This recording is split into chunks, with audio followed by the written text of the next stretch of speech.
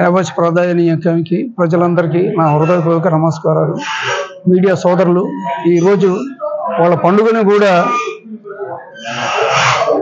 చూసుకుంటూ ఈరోజు మా యొక్క చర్చా వేదికకి వచ్చి ఈరోజు మా యొక్క సమస్యలని వాళ్ళ ముందు మేము చర్చిస్తున్నాం. నా పేరు షేక్ అబ్దుల్ మునీర్. ఈ చర్చ ఏంటంటే సబ్జెక్టు వక్ఫ్ బోర్డ్ అమెండ్మెంట్ యాక్ట్. ఇది అందరికీ తెలిసిన విషయమే. ఏదైతే 3వ స్థానంలో ఉన్నామో మా భూములు, ఈ ప్రభుత్వం ఏంటంటే వ్యతిరేకతగా మా యొక్క ఉన్న హక్కుల్లో ఒక 41 అంశాలని ఎక్కువ పెట్టి ఇది ఏ రకంగా దారి మళ్లించి ఈ ముస్లిమ్స్ని అనాదొక్కాలని ఆలోచిస్తున్నారు. ఇది చాలా సూచించాల్సిన విషయం. ఆలోచించాలి ప్రతి ప్రజలు.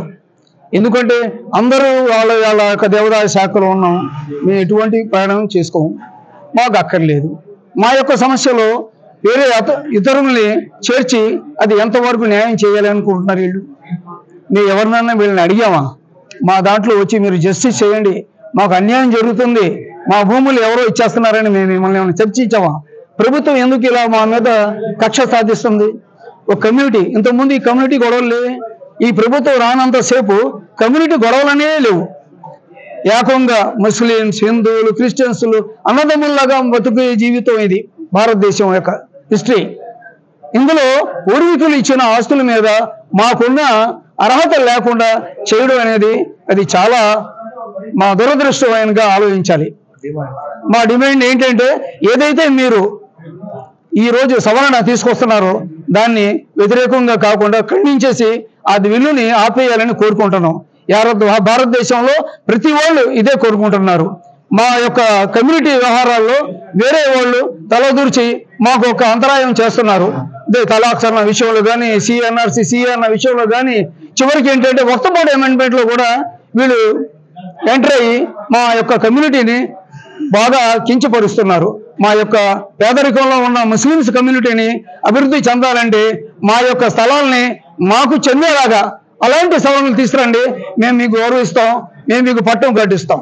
అంతేగాని మాకు వ్యతిరేకంగా వచ్చి ఒకళ్ళు తినే అన్నం మీద మట్టి చల్లడం అది మంచిది కాదని మేము కోరుకుంటూ అందరూ ముస్లిమ్స్ కమ్యూనిటీ అంతా ఇదే హెచ్చరిక మీద ఉండి యావత్ ఇండియాలో ప్రజలంతా రోడ్డు మీదకి వచ్చి రేపు నుంచునే పరిస్థితులు తీసుకురాకుండా ఇది చట్టాన్ని విరమించుకుంటూ ముస్లింని కాపాడాలని కోరుకుంటున్నాం. అస్సలాము అలైకుం.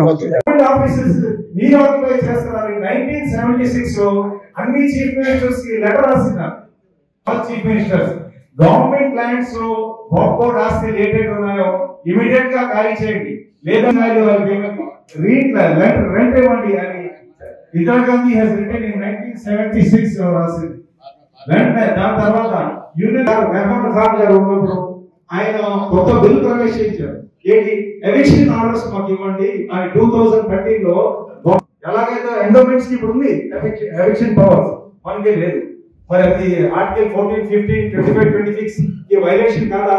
అది ఖాన్ గారు మాకు కూడా ఎవిక్షన్ పవర్స్ వక్ఫ్ బోర్డ్ ప్రాపర్టీస్ ఇవ్వండి, ఖాళీ చేసి తీసుకుంటామని 2030 పోతే చాలా అన్యాయం జరిగింది. ఇప్పటికే చాలా అన్యాయం జరుగుతుంది.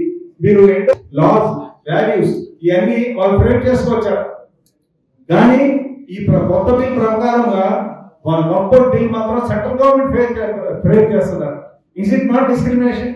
మళ్ళీ ఆర్టికల్ 25, 26 వైలేషన్ కదా. ఇవన్నీ రద్దు చేస్తూ ఇలాగే అబద్ధాలు కూడా ఉన్నాయి. చాలా ఘోరమైన అబద్ధాలు పార్లమెంట్ లో గురించి చెప్తున్నారు. ఏంటంటే 2 లేడీస్ కి మేము కొత్తగా ప్రవేశిస్తాం, ముస్లిం లేడీస్ కి సెంట్రల్ వక్ఫ్ కౌన్సిల్ లేడీస్ ఉండాలా అని దాంట్లో రాస్తుంది.